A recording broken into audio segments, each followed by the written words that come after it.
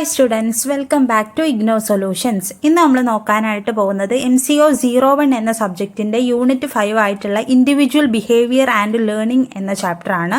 അതിൽ individual behaviour and learning എന്ന് പറഞ്ഞിട്ടുള്ള ആ ഒരു കൺസെപ്റ്റിൻ്റെ മീനിങ് എന്താണെന്ന് വെച്ചിട്ടുണ്ടെങ്കിൽ learning is relatively permanent change in behaviour which occurs as the result of experience or practice. ഒരു ഇൻഡിവിജ്വലിൻ്റെ പ്രാക്ടീസും എക്സ്പീരിയൻസൊക്കെ അനുസരിച്ചിട്ട് അവരുടെ സ്വഭാവത്തിൽ ഉണ്ടാവുന്ന പെർമനൻ്റ് ആയിട്ടുള്ള സ്ഥിരമായിട്ടുള്ള ഒരു മാറ്റമാണ് ലേണിംഗ് എന്ന് പറഞ്ഞിട്ടുണ്ടെങ്കിൽ. In simple words learning is change in behaviour. സിമ്പിളായിട്ട് പറഞ്ഞിട്ടുണ്ടെങ്കിൽ ലേണിംഗ് എന്ന് പറഞ്ഞിട്ടുണ്ടെങ്കിൽ അവരുടെ ബിഹേവിയറിൽ ചേഞ്ച് വരിക എന്നുള്ളതാണ് മീനിങ് ആയിട്ട് വരുന്നത്. The change may be favourable or unfavourable. ആ ചേഞ്ച് ചിലപ്പം നല്ലതായിരിക്കാം, അല്ലെങ്കിൽ ചീത്ത രീതിയിലും ആൾക്കാരിൽ എടുക്കാം. ഇപ്പം നല്ലൊരു രീതിയിലാണ് ആൾക്ക് എക്സ്പീരിയൻസ് കിട്ടിയിട്ടുണ്ടെന്നുണ്ടെങ്കിൽ ആൾ നല്ല ബോൾഡായിട്ട് കാര്യങ്ങളും എല്ലാം നല്ല രീതിയിൽ റെസ്പോൺസിബിളായിട്ട് ചെയ്ത് തീർക്കും. ആളുടെ എക്സ്പീരിയൻസ് അങ്ങനെയാണെന്നുണ്ടെങ്കിൽ. അല്ലാതെ ആൾ ചിലപ്പോൾ ആൾക്ക് ബാഡായിട്ടുള്ള ട്രീറ്റ്മെൻറ്റാണ് അയാൾക്ക് എക്സ്പീരിയൻസിൽ കിട്ടിയിട്ടുള്ളത് എന്നുണ്ടെങ്കിൽ അയാൾ പിന്നെ ഒരു റഫ് ആൻഡ് ടഫ് ആയിട്ടുള്ള ഒരു മനുഷ്യനായിട്ട് മാറും. നമ്മൾ എത്ര ആളെ ഒന്ന് സമാധാനിപ്പിച്ചിട്ടുണ്ടെന്നുണ്ടെങ്കിലും ആൾ നല്ലൊരു മനുഷ്യനായിട്ട് മാറില്ല. അങ്ങനെ അത് നല്ല ഒരു ബിഹേവിയർ ഫേവറബിൾ ആയിട്ട് ഉണ്ടാവും, അല്ലെങ്കിൽ അത് നല്ല രീതിയിൽ മാറുകയും ചെയ്യും, അല്ലെങ്കിൽ അൺഫേവറബിൾ ആയിട്ടുള്ള രീതിയിലും ഈ ഒരു ചേഞ്ച് സംഭവിക്കാം. Learning takes place through experience and practice. എക്സ്പീരിയൻസും പ്രാക്ടീസും അനുസരിച്ചിട്ടാണ് ഈ ലേണിംഗ് ഉണ്ടാവുക. It change in knowledge, believes and behaviour. ഈ ഒരു ലേണിംഗ് എന്ന് പറഞ്ഞിട്ടുള്ള ഈ ഒരു ചേഞ്ച് എന്തൊക്കെ മാറ്റങ്ങൾ വരുത്തും? നോളേജ്, ആളുടെ വിവേകം, അയാൾ പഠിച്ചു വെച്ചിട്ടുള്ള കാര്യങ്ങൾ ചേഞ്ച് വരുത്തും. ആളുടെ ബിലീവ്സ്, അയാളുടെ വിശ്വാസത്തെ ചേഞ്ചസ് വരുത്തും. ആളുടെ ബിഹേവിയർസിൽ അയാളുടെ സ്വഭാവത്തിൽ ഈ ഒരു വ്യത്യാസം കാണും. Learning is a continuous change in behaviour. Learning എന്ന് പറഞ്ഞിട്ടുണ്ടെങ്കിൽ കണ്ടിന്യൂസ് ആയിട്ടുള്ള ബിഹേവിയറിൽ ഉണ്ടാകുന്ന ചേഞ്ച് ആണ് ലേണിംഗ്.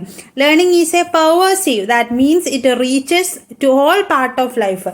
ലേണിംഗ് എന്ന് പറഞ്ഞിട്ടുണ്ടെങ്കിൽ പെർവേസീവ് ആണ്, വ്യാപിച്ച് കിടക്കുന്നതാണ്. അത് അയാളുടെ ലൈഫിലുള്ള എല്ലാ പാർട്ടും റീച്ച് ചെയ്യും. ലേണിംഗ് ഈസ് ഡെവലപ്മെൻ്റ് ആണ്. ലേണിംഗ് ഡെവലപ്മെൻ്റ് ആണ്, ഗോൾ ഓറിയൻറ്റഡ് ആണ്. അതേപോലെ തന്നെ interests R closely related. Learning and interest all closely related ആണ്. ഈ കാര്യങ്ങളൊക്കെ ലേണിംഗ് ഒക്കെ എല്ലാം ക്ലോസ്ലി റിലേറ്റഡ് ആയിട്ടുള്ള കാര്യങ്ങളാണ്. ഇനി അടുത്ത നമുക്ക് ക്വസ്റ്റ്യന് ചോദിക്കാനായിട്ട് ചാൻസ് ഉള്ളതാണ് distinguish between learning and performance. പെർഫോമൻസും ലേണിങ്ങും തമ്മിലുള്ള ഡിഫറൻസ് ചോദിക്കും. ഇപ്പം ലേണിംഗ് എന്ന് പറഞ്ഞിട്ടുണ്ടെങ്കിൽ ഇറ്റ് ഈസ് ദ കോഴ്സ് എന്ന് പറഞ്ഞിട്ടുണ്ടെങ്കിൽ ലേണിംഗ് ഒരു പ്രോസസ്സാണ്. പക്ഷേ പെർഫോമൻസ് വരുമ്പോൾ അതൊരു എഫക്റ്റാണ്. ആ ഒരു കോഴ്സ് അയാളുടെ ആ ഒരു ലേണിംഗ് എഫക്റ്റ് ചെയ്യുന്നത്, അത് പെർഫോമൻസിലോട്ട് കൊണ്ടുവരുന്നതാണ് പെർഫോമൻസിൽ വരുന്നത്. പിന്നെ ലേണിംഗ് എന്ന് പറഞ്ഞിട്ടുണ്ടെങ്കിൽ ലോങ് ടേം ചേഞ്ച് ആണ്, അതായത് ഒരു പെർമനൻറ്റ് ബിഹേവിയർ ആണ് ലേണിങ്ങിൽ വരിക. പക്ഷേ പെർഫോമൻസ് എന്ന് പറഞ്ഞിട്ടുണ്ടെങ്കിൽ അടുത്ത പ്രാവശ്യം ആൾ ഇതിനേക്കാളും കൂടുതൽ വേറെ ആരെങ്കിലും പെർഫോം ചെയ്തിട്ടുണ്ടെന്നുണ്ടെങ്കിൽ നമ്മളിവിടെ ഒരു ടെമ്പററി ആയി പോവുകയാണ്. അപ്പോൾ short term and temporary change in behaviour. ഇനി ലേണിങ്ങിലോട്ട് വരികയാണെങ്കിൽ it is done under low പ്രഷേഴ്സിൽ ആൾ നോർമലായിട്ട് നിൽക്കുന്ന സമയത്താണ് ഈ ഒരു ചേഞ്ച് ആൾക്ക് വരുന്നുണ്ടാവുക. പക്ഷേ പെർഫോമൻസിൻ്റെ അണ്ടറിൽ നോക്കുകയാണെന്നുണ്ടെങ്കിൽ അയാളുടെ പെർഫോമൻസ് ഹൈ ആക്കാൻ വേണ്ടിയിട്ട് ഹൈ പ്രഷറിലായിരിക്കും അയാളിത് ചെയ്തിട്ടുണ്ടാവുക. പിന്നെ emphasises on improving your self. ഇപ്പം ലേണിങ്ങിൻ്റെ കേസ് വരികയാണെന്നുണ്ടെങ്കിൽ ആൾക്ക് ഉണ്ടാവുന്ന ചേഞ്ചസ് ആളെ തന്നെ സെൽഫ് ഇംപ്രൂവ്മെൻ്റ് ആണ് ഉണ്ടാവുന്നത്. പിന്നെ അതേപോലെ പെർഫോമൻസിൻ്റെ കേസ് വരികയാണെന്നുണ്ടെങ്കിൽ പ്രൂവിങ് യുവർ സെൽഫ്. ആളെ തന്നെ ആളുടെ ആ ഒരു മാക്സിമം ആളുടെ ആ ഒരു പെർഫോമൻസ് ആൾ പുറത്ത് കാണിക്കണം. അപ്പോൾ ഒരു പ്രൂവ് ചെയ്യുകയാണ് ആൾ ചെയ്യുന്നത്. പിന്നെ ലേണിങ്ങിൻ്റെ കേസ് വരികയാണെന്നുണ്ടെങ്കിൽ development is A temporary reward. Development is A primary reward. ആളുടെ ബിഹേവിയറിൽ ഉണ്ടാകുന്ന ഡെവലപ്മെൻ്റ് ആണ് പ്രൈമറി ആയിട്ടുള്ളൊരു റിവാർഡായിട്ട് വരുന്നത്. സെക്കൻഡറി റിവാർഡാണ് പെർഫോമൻസിൻ്റെ കേസ് വരുമ്പോൾ അത് മോണിറ്ററി റിവാർഡായിട്ടും അങ്ങനെയുള്ള റിവാർഡൊക്കെ പെർഫോമൻസിലാണ് വരിക. ലേണിങ്ങിൻ്റെ കേസ് വരുമ്പോൾ ആളുടെ ഒരു സെൽഫ് ഡെവലപ്മെൻ്റ് ആണ് വരുന്നത്. പിന്നെ the main object of learning is self improvement. ലേണിങ്ങിൻ്റെ ഒരു മെയിൻ ഒബ്ജക്റ്റായിട്ട് വരുന്നത് സെൽഫ് ഇമ്പ്രൂവ്മെൻ്റ് ആണ്. പെർഫോമൻസിൻ്റെ കേസ് വരികയാണെന്നുണ്ടെങ്കിൽ എക്സിക്യൂട്ട് ആൻഡ് ഓർഡർ. ഇപ്പോൾ ആളൊരു ഇത്ര ടാർഗറ്റ് അച്ചീവ് ചെയ്യണം എന്നുള്ള ഒരു ഓർഡർ കിട്ടിയിട്ടുണ്ടെങ്കിൽ അത് എക്സിക്യൂട്ട് ചെയ്യുന്ന സമയത്താണ് ആളുടെ പെർഫോമൻസ് അവിടെ എംഫസൈസ് ചെയ്യപ്പെടുന്നത്. അപ്പോൾ ഇതാണ് ലേണിങ്ങും പെർഫോമൻസും തമ്മിലുള്ള different. Factors that influence learning and performance. There are many factors influence the performance of employees. എംപ്ലോയീസിൻ്റെ പെർഫോമൻസ് കൂട്ടാനായിട്ട്, പെർഫോമൻസിൻ്റെ ബേസ് ചെയ്തിട്ട് പെർഫോമൻസിനെ നല്ല രീതിയിൽ എഫക്റ്റ് ചെയ്യാൻ, ഫേവറബിൾ ആയിട്ടോ അൺഫേവറബിൾ ആയിട്ടോ എഫക്റ്റ് ചെയ്യാൻ ഒത്തിരി ഫാക്ടേഴ്സ് ഇൻഫ്ലുവൻസ് ആയിരിക്കും. അതെന്തൊക്കെയാണെന്നുള്ളതാണ്. ഒന്ന് ability, role perception, motivation, situational contingencies. അതെന്തൊക്കെയാണെന്നുള്ളത് താഴെ എക്സ്പ്ലെയിൻ ചെയ്യുന്നുണ്ട്. എബിലിറ്റി എന്ന് പറഞ്ഞിട്ടുണ്ടെങ്കിൽ it refers to capability of a person to perform the job. It involves aptitudes and skills required to a complete particular work. Ability എന്ന് പറഞ്ഞിട്ടുണ്ടെങ്കിൽ ഇത് capability of a person to perform the job. ഒരു ജോലി അയാളോട് പറഞ്ഞിട്ടുള്ളൊരു responsibility അടങ്ങിയിട്ടുള്ളൊരു job ആൾക്ക് കൊടുത്തിട്ടുണ്ടാവാം. ആ ഒരു ജോബ് എത്രത്തോളം ആൾക്ക് പെർഫോം ചെയ്യാൻ പറ്റുന്നുണ്ട്, ഒരു പേഴ്സണ് പെർഫോം ചെയ്യാൻ ക്യാപ്പബിൾ ആണ് എന്നുള്ളതാണ് ഒരു പേഴ്സൻ്റെ എബിലിറ്റി എന്ന് പറയുന്നത്. അതിലെന്തൊക്കെ ഇൻവോൾവ് ചെയ്യും? ആളുടെ ആപ്റ്റിറ്റ്യൂഡ്സ് ഇൻവോൾവ് ചെയ്യും. സ്കിൽസ്, എന്തിൻ്റെ skills? To complete a particular work. ആളെ ഏൽപ്പിച്ച ഒരു ജോലി കംപ്ലീറ്റ് ചെയ്യാനുള്ള സ്കിൽസും ആപ്റ്റിറ്റ്യൂഡും ആൾക്ക് ഉണ്ടോ എന്നുള്ളത് ഈ ഒരു എബിലിറ്റിൻ്റെ ഒരു ഭാഗമാണ്. The ability of the person must match the performance requirement of the job. ആ ഒരു ജോബിന് ആവശ്യമായിട്ടുള്ള, ആ ജോബ് പെർഫോം ചെയ്യാൻ ആവശ്യമായിട്ടുള്ള റിക്വയർമെൻറ്റ്, ആവശ്യകത ആൾക്ക് ഉണ്ടോ എന്നുള്ളത്, ആ ഒരു പെർഫോമൻസിൻ്റെ റിക്വയർമെൻറ്റ് വാച്ച് ചെയ്യാനായിട്ട് ആൾ ഏബിൾഡ് ആണോ എന്നുള്ളതും കൂടെ എബിലിറ്റിയിൽ വരുന്നതാണ്. പിന്നെ a learner must keep on trying develop his abilities according to the changing environment. Environment മാറുന്നതിനനുസരിച്ച്, വർക്ക് എൻവിറോൺമെൻറ്റ് ചേഞ്ച് ചെയ്യുന്നതിനനുസരിച്ച് ആൾക്ക് ഇപ്പോഴുള്ള ആ ഒരു പെർഫോമൻസിനേക്കാളും ഒരു ലേണർ എന്ന് പറഞ്ഞിട്ടുണ്ടെങ്കിൽ ആളുടെ ബിഹേവിയർ, ആളുടെ എക്സ്പീരിയൻസും കാര്യങ്ങളൊക്കെ അനുസരിച്ച് ചേഞ്ച് ചെയ്യാൻ പറ്റുന്ന ആളാണ് ലേണർ. നമ്മൾ പഠിച്ചു. അപ്പോൾ ഈ ഒരു ലേണർ എപ്പോഴും ഈ ഒരു എൻവിറോൺമെൻറ്റ് മാറുന്നതിനനുസരിച്ച് ആളുടെ എബിലിറ്റീസ് ഡെവലപ്പ് ചെയ്തുകൊണ്ടേയിരിക്കണം. അതാണ് എബിലിറ്റി വരുന്നത്. അപ്പോൾ ഒരു വർക്ക്, ഒരു എംപ്ലോയിനെ ഇൻഫ്ലുവൻസ് ചെയ്യുന്ന ഫസ്റ്റത്തെ കാര്യം എബിലിറ്റിയാണ്. ആൾ ആ വർക്ക് ചെയ്യാൻ ഏബിൾഡ് ആണോ, ആൾക്ക് ചെയ്യാൻ പറ്റുന്ന വർക്കാണോ നമ്മൾ അയാൾക്ക് കൊടുത്തിട്ടുള്ളത് എന്നുള്ളതാണ് ഫസ്റ്റത്തെ ഇത് വരുന്നത്, ഫാക്ടർ വരുന്നത്. പിന്നെ നെക്സ്റ്റ് വരുന്നത് റോൾ പെർസെപ്ഷൻ. റോൾ പെർസെപ്ഷൻ എന്ന് പറഞ്ഞിട്ടുണ്ടെങ്കിൽ the appropriate behaviour required to a complete a particular task he knows is known as role perception. അതായത് റോൾ പെർസെപ്ഷൻ എന്ന് പറഞ്ഞിട്ടുണ്ടെങ്കിൽ ഒരു ടാസ്ക് കംപ്ലീറ്റ് ചെയ്യാൻ വേണ്ടിയിട്ട്, പെർട്ടിക്കുലർ ടാസ്ക് കംപ്ലീറ്റ് ചെയ്യാൻ വേണ്ടിയിട്ട് ആവശ്യമായിട്ടുള്ള, റിക്വയർഡ് ആയിട്ടുള്ള അപ്രോപ്രിയേറ്റ് ബിഹേവിയർ, ആവശ്യമായിട്ടുള്ള ഉചിതമായ പെരുമാറ്റം ആൾക്ക് ഉണ്ട് എന്നുണ്ടെങ്കിൽ അതാണ് റോൾ പെർസെപ്ഷൻ. റോൾ പെർസെപ്ഷൻ എന്ന് പറഞ്ഞിട്ടുണ്ടെങ്കിൽ appropriate behaviour required to a complete particular task. ഒരു പെർട്ടിക്കുലർ ടാസ്ക് കംപ്ലീറ്റ് ചെയ്യാൻ വേണ്ടിയിട്ട് അയാൾക്ക് ഉചിതമായിട്ടുള്ളൊരു ബിഹേവിയർ ഉണ്ട് എന്നുണ്ടെങ്കിൽ അതിനെയാണ് റോൾ പെർസെപ്ഷൻ എന്ന് പറയുന്നത്. The proper understanding of the role perception certainly helps the performance of the job.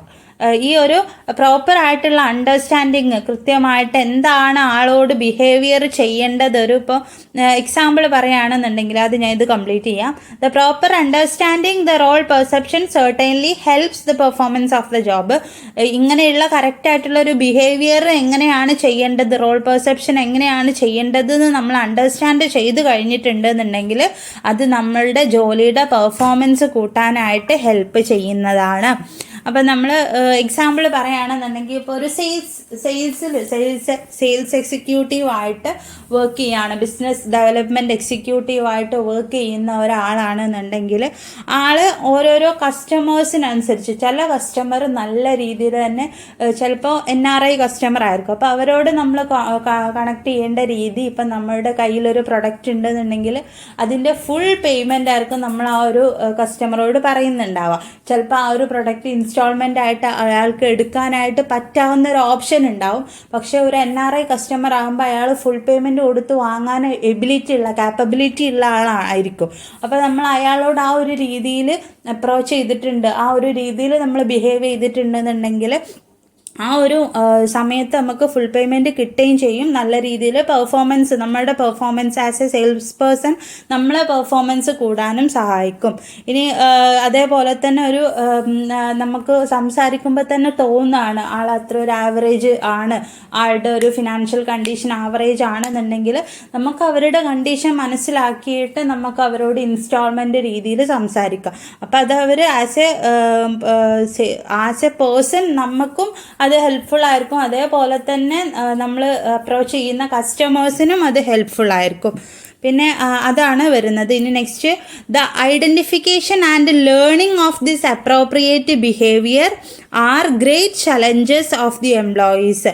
ഇപ്പോൾ ഐഡൻറ്റിഫിക്കേഷൻ ഓരോരോ ഞാൻ പറഞ്ഞ ഈ എംപ്ലോയീസിൻ്റെ identification and learning this appropriate behaviour, ഏതൊക്കെ ആൾക്കാരോട് എങ്ങനെയൊക്കെയാണ് സംസാരിക്കേണ്ടത് എന്നുള്ളത് കുറച്ച് ചലഞ്ചിങ് ആണ്. എങ്ങനെയാണ് അവരെ അപ്രോച്ച് ചെയ്യേണ്ടത്, എങ്ങനെയാണ് അവരെ നമ്മൾ കണക്റ്റ് ചെയ്യേണ്ടത്, ഏത് രീതിയിലാണ് ബിഹേവ് ചെയ്യേണ്ടത് എന്നുള്ളതൊരു ചലഞ്ചിങ് ആയിട്ടുള്ള കാര്യമാണ് എംപ്ലോയീസിന്. But your behaviour must satisfy the requirement of the situation. പക്ഷെ ആൾക്ക് എന്താണോ റിക്വയർഡ് ആയിട്ടുള്ളത്, ആൾക്ക് എന്താണോ കസ്റ്റമറിന് ആവശ്യം, അത് നമ്മൾ സാറ്റിസ്ഫൈ ചെയ്യുന്ന രീതിയിലായിരിക്കണം നമ്മൾ ബിഹേവ് ചെയ്യേണ്ടത്. So employees must be provided adequate training facilities. ഇങ്ങനെ നമ്മൾ കസ്റ്റമറിനെ കൃത്യമായിട്ട് ബിഹേവ് ചെയ്ത് കസ്റ്റമേഴ്സിനെ ഹാൻഡിൽ ചെയ്ത് പഠിക്കണം എന്നുണ്ടെങ്കിൽ നമുക്ക് കറക്റ്റായിട്ട് എന്ത് കിട്ടണം, ട്രെയിനിങ്ങും കാര്യങ്ങളും നമുക്ക് കിട്ടിയിരിക്കണം. എങ്ങനെയാണ് കസ്റ്റമേഴ്സിനെ ഡീൽ ചെയ്യേണ്ടത്, എങ്ങനെയാണ് ഒരു ഡെമോ കാര്യങ്ങളൊക്കെ നമുക്ക് കൃത്യമായിട്ടുള്ള ട്രെയിനിങ് കിട്ടിയിട്ടുണ്ടെങ്കിലാണ് നമുക്കിത് അറിയാനായിട്ട് പറ്റുന്നുണ്ടാവുക. ഇനി നെക്സ്റ്റ് മോട്ടിവേഷൻ എന്ന് പറഞ്ഞിട്ടുണ്ടെങ്കിൽ നെക്സ്റ്റ് വരുന്നതാണ് motivation. Motivation is the important factor to improve the performance. ഇപ്പം നേരത്തെ ഞാൻ പറഞ്ഞിട്ടുള്ള എംപ്ലോയീസിൻ്റെ കസ്റ്റമേഴ്സിൻ്റെ റോൾ പെർസെപ്ഷൻ എന്ന് പറഞ്ഞിട്ടുണ്ടെങ്കിൽ എംപ്ലോയീസിൻ്റെ കാര്യങ്ങൾ അവരുടെ റിക്വയർമെൻ്റ് അനുസരിച്ചിട്ട് അവർക്ക് വേണ്ട കാര്യങ്ങൾ അനുസരിച്ചിട്ട് നമ്മൾ പെരുമാറുക. ഇതാണ് ഒരു പെർട്ടിക്കുലർ ടാസ്കിന് വേണ്ടിയിട്ടുള്ള ഒരു ബിഹേവിയർ, അപ്രോപ്രിയേറ്റ് ബിഹേവിയർ നമ്മൾ കൊടുക്കുക എന്നുള്ളതാണ് റോൾ പെർസെപ്ഷൻ. അത് കറക്റ്റായിട്ടൊരു എംപ്ലോയീസിന് വേണ്ടതാണ്. പിന്നെ നെക്സ്റ്റ് നമ്മൾ മോട്ടിവേഷനാണ്. മോട്ടിവേഷൻ എംപ്ലോയീസിൻ്റെ പെർഫോമൻസിനെ നല്ല രീതിയിൽ എഫക്റ്റ് ചെയ്യും. കൃത്യമായിട്ടുള്ള ഒരു മോട്ടിവേഷൻ കിട്ടാത്ത ഒരു ഓർഗനൈസേഷൻ ആണെന്നുണ്ടെങ്കിൽ എംപ്ലോയീസ് പിരിഞ്ഞു പോവും. എംപ്ലോയീസിൻ്റെ റിട്ടൻഷൻ ഉണ്ടാവില്ല, അവർ തിരിച്ചു വരില്ല.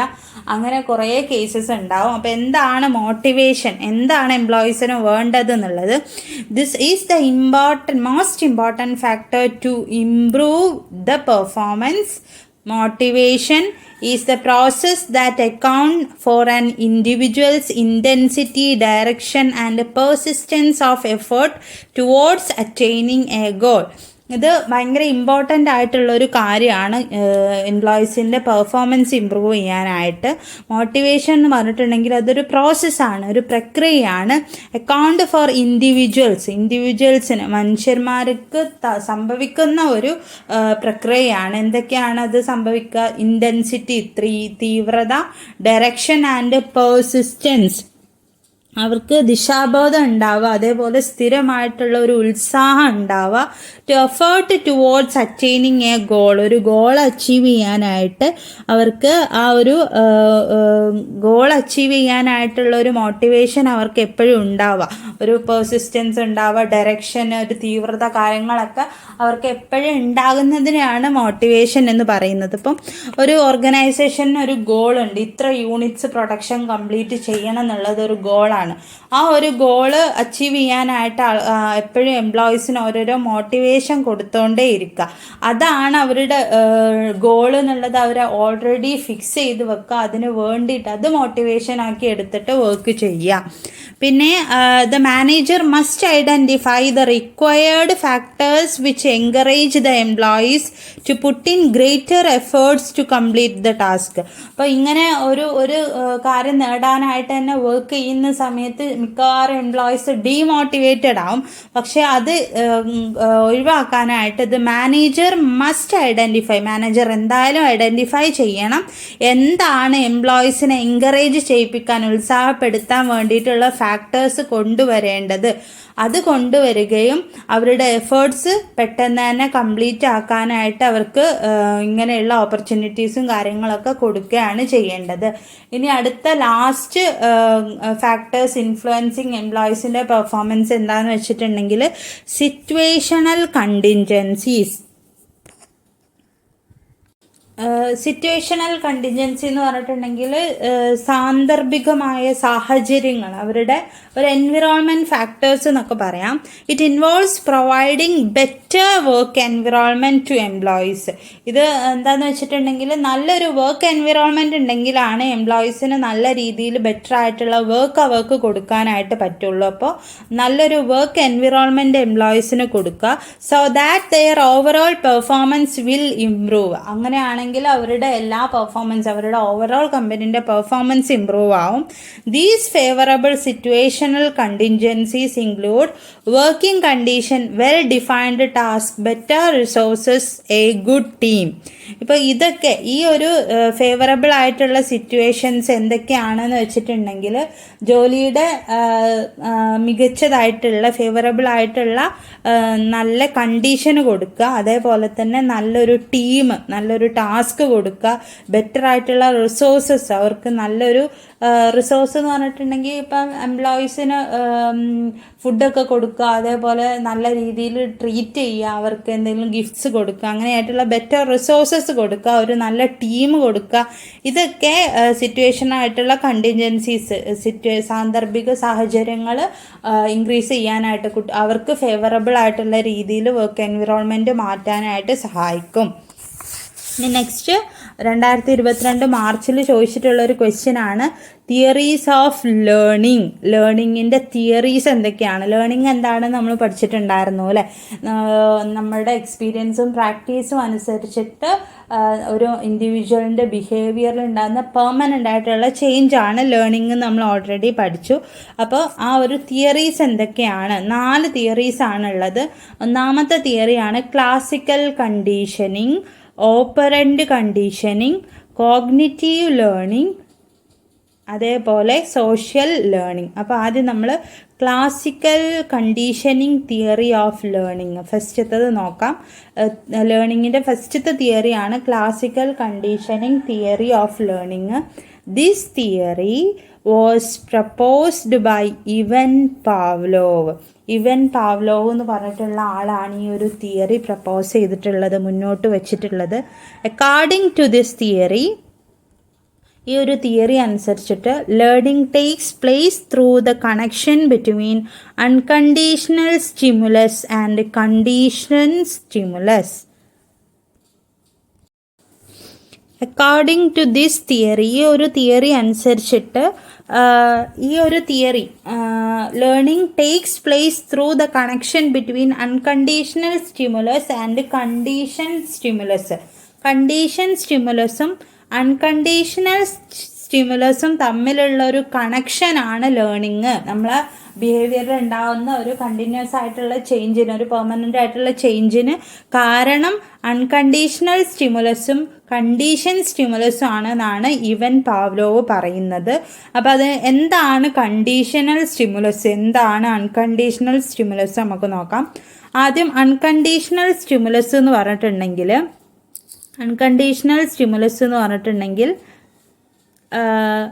stimulus leads to automatic response. For example, we touch a hot object, we withdraw our hands from immediately, so hot object is a conditioned stimulus. Hot object ആണ് ഇവിടെ കണ്ടീഷൻഡ് സ്റ്റിമുലസ് ആയിട്ടുള്ളത്. അതായത് ഒരു ഓട്ടോമാറ്റിക് റെസ്പോൺസ് നമ്മൾ കൊടുക്കുക.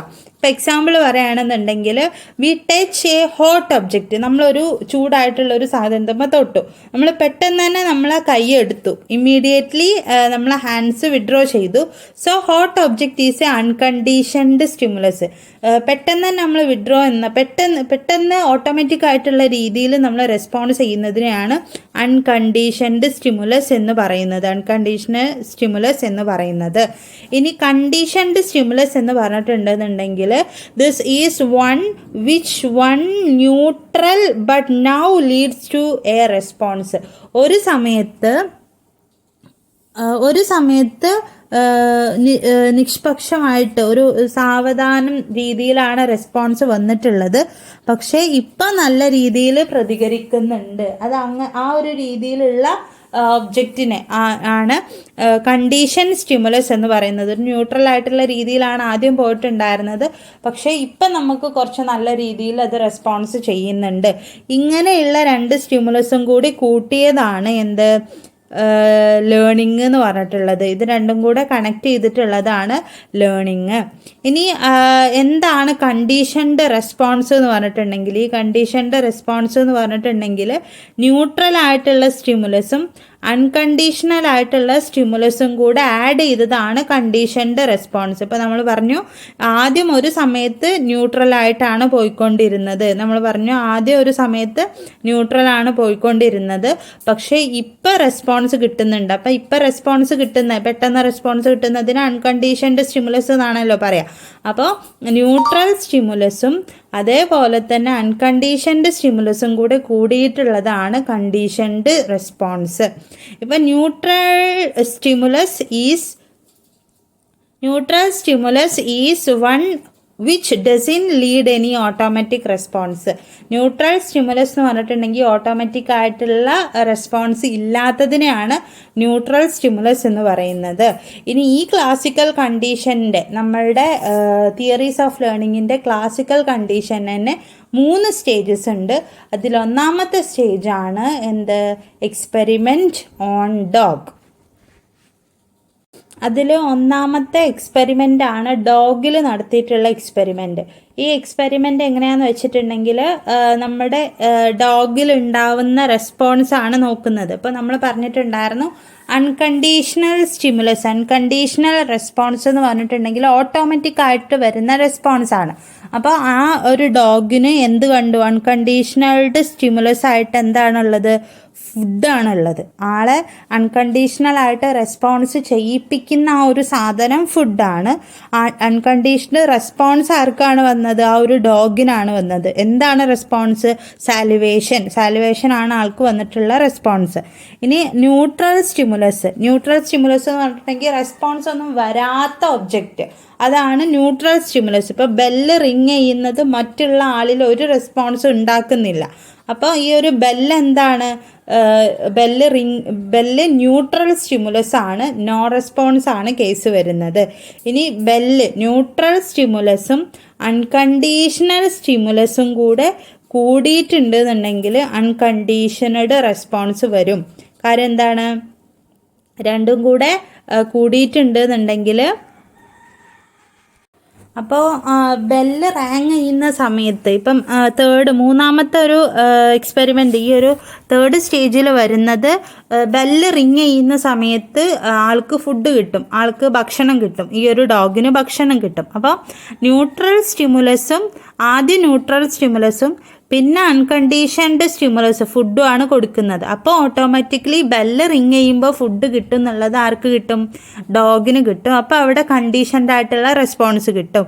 പിന്നെ automatically bell ring ചെയ്യുമ്പോൾ food കിട്ടും എന്നുള്ളത് ആൾക്ക് കൺഫേം ആകുമ്പം ഓട്ടോമാറ്റിക്കലി ആ ഒരു ഡോഗിന് റെസ്പോൺസ് ഉണ്ടാവും. അപ്പം കണ്ടീഷൻഡ് റെസ്പോൺസ് കിട്ടും. അപ്പോൾ ഈ ഒരു കണ്ടീഷൻഡ് റെസ്പോൺസ് ആദ്യം എന്ന് പറഞ്ഞിട്ടുണ്ടെങ്കിൽ സെക്കൻഡ് സ്റ്റേജിൽ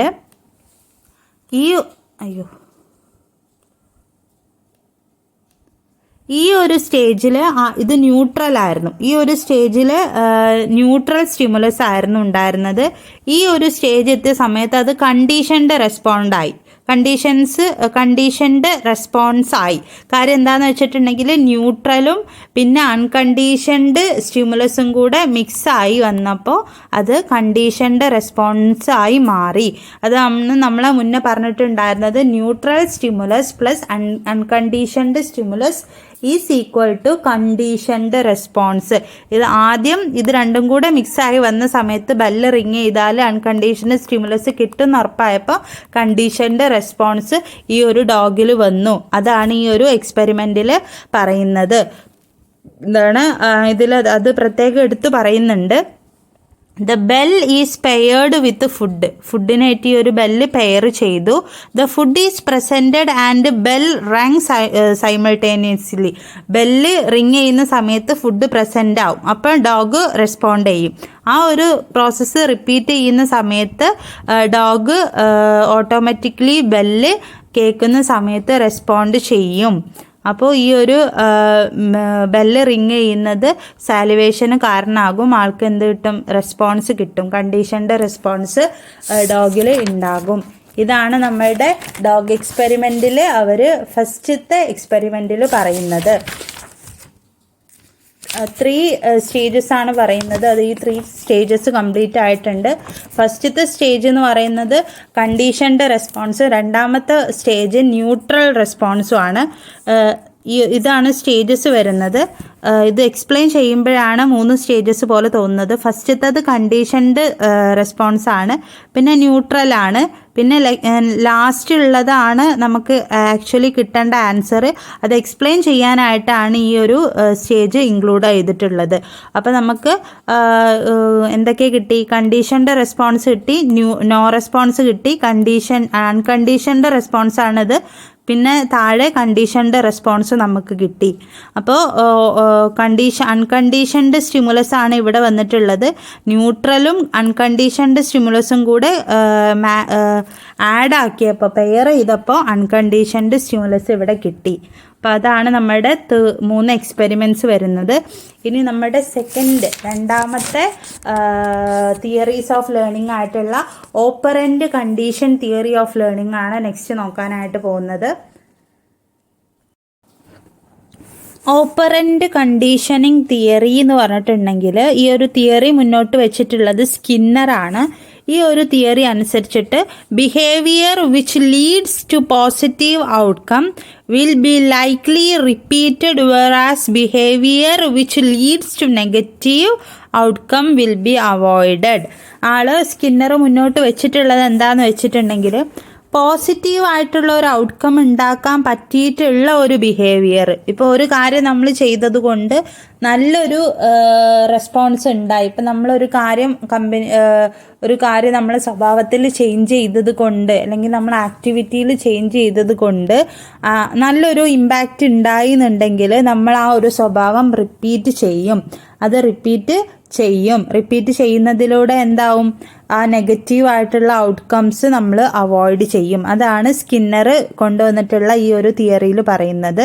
അപ്പോൾ according him the response which produces reinforcement become stronger. അപ്പം ഇങ്ങനെയുള്ള കാര്യങ്ങൾ നമ്മൾ ചെയ്യുമ്പോൾ ഈ ഒരു ഫോഴ്സിലൂടെ നമ്മൾ ചെയ്യുന്ന സമയത്ത് ആ ഒരു കാര്യം നമ്മൾ സ്ട്രോങ് ആയിട്ട് ചെയ്യും. നമ്മൾ എന്താണോ നല്ലൊരു ബിഹേവിയറിലോട്ട് ചേഞ്ച് ആവാനുള്ള ഒരു റീസൺ അത് നമ്മൾ സ്ട്രോങ് ആയിട്ട് പിന്നെയും നമ്മൾ ചെയ്യാനായിട്ട് മുന്നോട്ട് വരും. അത് നമ്മൾ ബിഹേവിയർ ചേഞ്ച് ചെയ്യും എന്നുള്ളതാണ് പറയുന്നത്. അതിന് വേണ്ടിയിട്ട് അവരൊരു റാറ്റിൽ എക്സ്പെരിമെൻറ്റ് ചെയ്തിട്ടുണ്ട്. അതെന്താണെന്ന് വെച്ചിട്ടുണ്ടെങ്കിൽ ഒരു റാറ്റിനെ ഒരു സ്കിന്നർ ബോക്സിൽ അടച്ചിട്ടു. അതിന് സിഗ്നൽ ലൈറ്റും ലിവറും food dispenser, food pellet, electric grid അങ്ങനെയുള്ള കാര്യങ്ങളൊക്കെ കൊടുത്തു.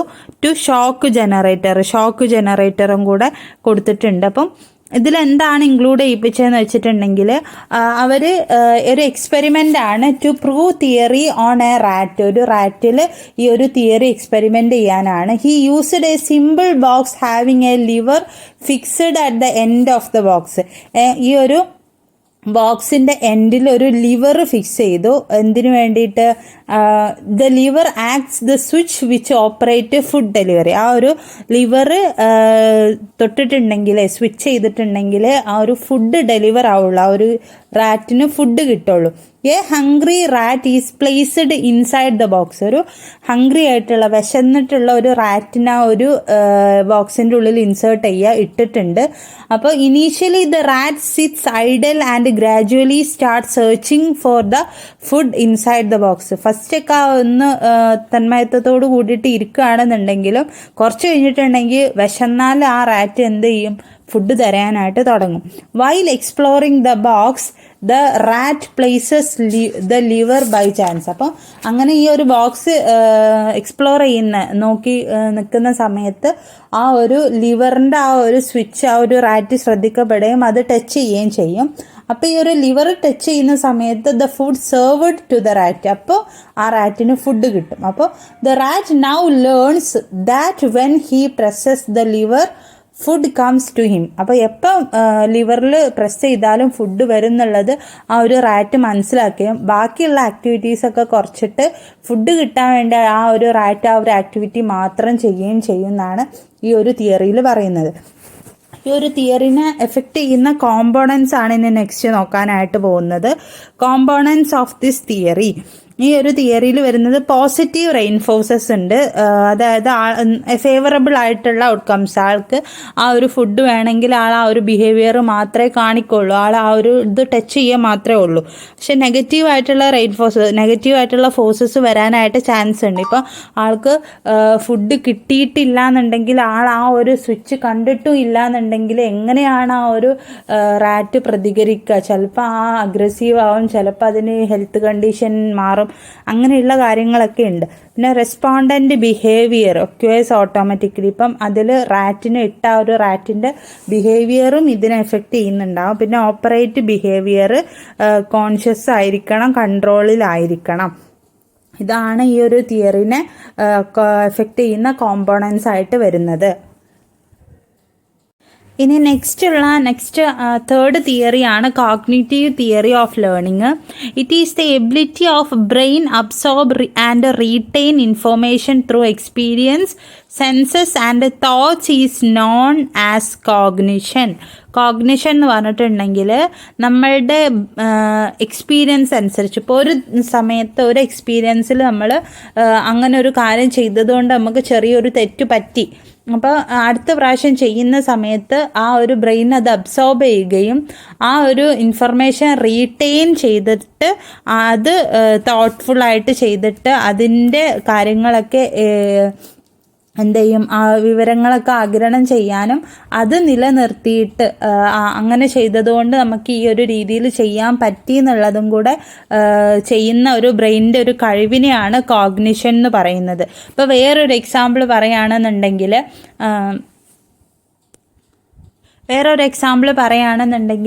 നമ്മൾ ഡ്രൈവിങ് പഠിച്ചത് നമ്മളൊരു എക്സ്പീരിയൻസ് ആണ്, നമ്മൾ ആക്ടിവിറ്റീസിലൂടെയാണ് അത് പഠിച്ചിട്ടുള്ളത്.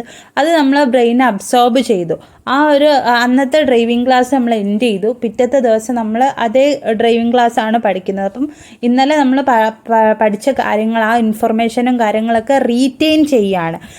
അവരുടെ എക്സ്പീരിയൻസ്, റീറ്റെയിൻ ഇൻഫർമേഷൻ ത്രൂ എക്സ്പീരിയൻസിൻ്റെ ആ ഒരു ഇൻഫർമേഷൻ റീറ്റെയിൻ ചെയ്യുകയാണ്. അപ്പോൾ ഈ ബ്രെയിനിൻ്റെ ഈ ഒരു കഴിവിനെ, ഈ ഒരു റീറ്റെയിൻ ചെയ്തെടുക്കാനുള്ള കഴിവിനെയാണ് കോഗ്നിഷൻ എന്ന് പറയുന്നത്.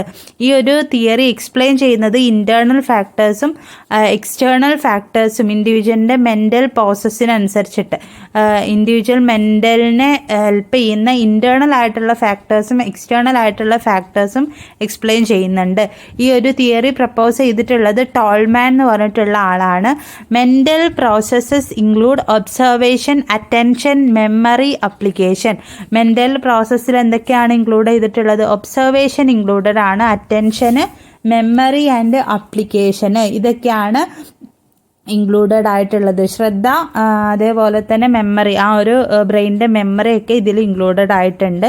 Learning takes place as A result of stimulus association. ഈ ഒരു ലേണിങ് സ്റ്റിമുലസ് അസോസിയേഷൻ്റെയും റിസൾട്ടാണ് ലേണിംഗ് എന്ന് പറഞ്ഞിട്ടുള്ളത്. ഇപ്പോൾ നമ്മൾ മുന്നേ ഒത്തിരി സ്റ്റിമുലസ് പഠിച്ചില്ലേ, കണ്ടീഷൻഡ്, ന്യൂട്രൽ സ്റ്റിമുലസ്, അൺകണ്ടീഷൻഡ്. അപ്പോൾ അതേപോലെയുള്ള ഒരു റിസൾട്ടാണ് ഈ സ്റ്റിമുലസ് ഒക്കെ അസോസിയേറ്റ് ചെയ്തിട്ടുള്ള ഒരു റിസൾട്ടാണ് ലേണിംഗ് എന്ന് പറഞ്ഞിട്ടുണ്ടെങ്കിൽ, presentation of one of the stimulus leads formation of an idea or image representing second stimulus. അപ്പോൾ ഒരു സ്റ്റിമുലസിൻ്റെ പ്രസൻറ്റേഷൻ ലീഡ് ചെയ്യുന്നതാണ്. ഇപ്പോൾ ഒരു സ്റ്റിമുലസിൻ്റെ പ്രസൻറ്റേഷന് നമ്മളെ ഉള്ളിൽ, ഇപ്പോൾ ഒരു പ്രതികരണത്തിൻ്റെ പ്രസൻറ്റേഷന് നമ്മളെ ഉള്ളിലൊരു ഐഡിയ ആയിട്ടോ ഇമേജ് ആയിട്ടോ ഉണ്ട്. അത് റെപ്രസെൻ്റ് ചെയ്യുന്നത് ഒരു രണ്ടാമത്തെ പ്രതികരണത്തെ ആയിരിക്കും. ഇപ്പോൾ ഒരു എക്സാമ്പിൾ പറയുകയാണെന്നുണ്ടെങ്കിൽ, ഒരാളെ കുറിച്ചിട്ട് മറ്റൊരാൾ പറഞ്ഞറിഞ്ഞു. അപ്പോൾ അയാൾ ചെയ്ത കാര്യത്തിനെക്കുറിച്ചോ അയാളെ ഒരു ബിഹേവിയറിനെ കുറിച്ചോ നമ്മളെ ഉള്ളിൽ ഒരു സ്റ്റിമുലസ് ഉണ്ട്, ഒരു പ്രതികരണമുണ്ട്. ആ ഒരു പ്രതികരണം നമ്മളെ ഉള്ളിലാണ്. അപ്പോൾ അത് അറിയുന്നത് വരെ നമ്മളെ ഉള്ളിൽ ഒരു സ്റ്റിമുലസ് ആണ് ഉണ്ടാവുക. അറിഞ്ഞതിന് ശേഷം നമുക്കൊരു ഐഡിയയോ ഇമേജോ അയാളെ കുറിച്ച് ഉണ്ടെന്നുണ്ടെങ്കിൽ അത് നമ്മൾ രണ്ടാമത്തെ ഒരു പ്രതികരണത്തിനെ റെപ്രസെൻറ്റ് ചെയ്യും. This association of stimulus leads to formation of cognitive map. ഇങ്ങനെയുള്ള സ്റ്റിമുലി അസോസിയേഷന് ഒരു കോഗ്നിറ്റീവ് മാപ്പ് ഫോർമാറ്റ് ചെയ്യാനായിട്ട് അസോസിയേറ്റ് ചെയ്യും. Formation of cognitive map was result of learning. ഇങ്ങനെയുള്ള കോഗ്നിറ്റീവ് മാപ്പ് ഫോർമാറ്റ് ചെയ്യുന്നത് ലേണിങ്ങിൻ്റെ റിസൾട്ടാണ്. ഈ ഒരു കോഗ്നിറ്റീവ് മാപ്പ് ഉണ്ടാക്കുന്നതിലൂടെ ലേണിംഗ് ആവുകയാണ്. അതായത് ആളുടെ ബിഹേവിയറിലും ഒക്കെ ചേഞ്ചസ് വരികയാണ് ചെയ്യുന്നത്. ഇൻ അവർ മാപ്പ്, നമ്മുടെ നമ്മുടെ ജീവിതത്തിൽ we form cognitive maps of the way we go to the market or office. ഇപ്പം നമ്മളെ ലൈഫിൽ നമ്മൾ മാർക്കറ്റിലോ ഓഫീസിലൊക്കെ പോകുന്ന വഴിയിൽ ഒത്തിരി കോഗ്നിറ്റീവ് മാപ്പുകൾ നമുക്ക് കാണാനായിട്ട് പറ്റും. ഇങ്ങനെയുള്ള ഒത്തിരി റെസ്പോൺസസ് അടങ്ങിയിട്ടുള്ള ഒത്തിരി കാര്യങ്ങൾ അസോസിയേറ്റ് ചെയ്തിട്ടുള്ള കോഗ്നിറ്റീവ് മാപ്പ് നമുക്ക് കാണാനായിട്ട് പറ്റും. ഇനി fourth one, the last one ആണ് social learning theory. According to this theory, people learn by observing others behaviour. മറ്റുള്ളവരുടെ ബിഹേവിയർ അനുസരിച്ചിട്ടാണ് പീപ്പിൾ ലേൺ ചെയ്യുന്നത്. സോഷ്യൽ ലേണിംഗ് തിയറി എന്ന് പറഞ്ഞിട്ടുണ്ടെങ്കിൽ സൊസൈറ്റി ഇൻക്ലൂഡഡ് ആണ്. അപ്പോൾ മറ്റുള്ളവരുടെ ബിഹേവിയർ അനുസരിച്ച്, ഒബ്സർവേഷൻ അനുസരിച്ചിട്ടാണ് മറ്റുള്ളവരുടെ ബിഹേവിയർ ഒബ്സർവ് ചെയ്യുന്നതിനെയാണ് സോഷ്യൽ ലേണിംഗ് തിയറി എന്ന് പറയുന്നത്. ഈ ഒരു തിയറി അനുസരിച്ചിട്ട് we tried to follow those behaviours which produce favourable outcomes and ignores those produce unfavourable outcomes. അപ്പോൾ ഇതിൽ we tried to follow those behaviours will produce favourable outcomes. നല്ല outcomes കിട്ടുന്ന, നല്ല ഫേവറബിൾ ആയിട്ടുള്ള. അപ്പോൾ ഒരു എക്സാമ്പിൾ പറയുകയാണെന്നുണ്ടെങ്കിൽ, നമ്മളിപ്പം നമ്മളെ സൊസൈറ്റിയിലുള്ളപ്പം വേറുള്ളൊരു നമ്മളെ കൂടെ ഉള്ള ഒരു കസിനൊക്കെ അവരുടെ മൂത്ത ആൾക്കാരോട് ഈ ഒരു രീതിയിൽ പെരുമാറുമ്പോൾ അവരുടെ അടുത്ത് നിന്ന് നല്ല അപ്രോച്ചാണ് നമുക്ക് കിട്ടുന്നത്, ഒരു ഫേവറബിൾ ആയിട്ടുള്ള ഔട്ട്കമാണ് കിട്ടുന്നത് എന്നുണ്ടെങ്കിൽ നമ്മളത് ഫോളോ ചെയ്യും. പിന്നെ വേറൊരു രീതിയിൽ പെരുമാറി കഴിഞ്ഞിട്ടുണ്ടെന്നുണ്ടെങ്കിൽ നമുക്ക് നല്ല ഫേവറബിൾ ആയിട്ടുള്ള ഔട്ട്കം അല്ല, അത് അവർക്കൊരു ബാഡ് ഇംപ്രഷനാണ് ഉണ്ടാക്കുന്നതെന്നുണ്ടെങ്കിൽ അത് നമ്മൾ ഇഗ്നോർ ചെയ്യും. അതുതന്നെയാണ് ഇവിടെ നടക്കുന്നത്. അൺഫേവറബിൾ ആയിട്ടുള്ള ഔട്ട്കം വരുമ്പോൾ അത് ഇഗ്നോർ ചെയ്യുക, ഫേവറബിൾ ആയിട്ടുള്ളത് എടുക്കുക. Our behaviors are influenced by our parents, friends, relatives, teachers, movies, successful persons. ഇങ്ങനെയുള്ള social behaviour friends, parents, relatives, teachers ഇങ്ങനെയുള്ളവരുടെ അടുത്ത് നിന്നായിരിക്കും നമുക്ക് ഇൻഫ്ലുവൻസ് ആയിട്ട് കിട്ടുന്നുണ്ടാവുക. It focuses on interaction among cognitive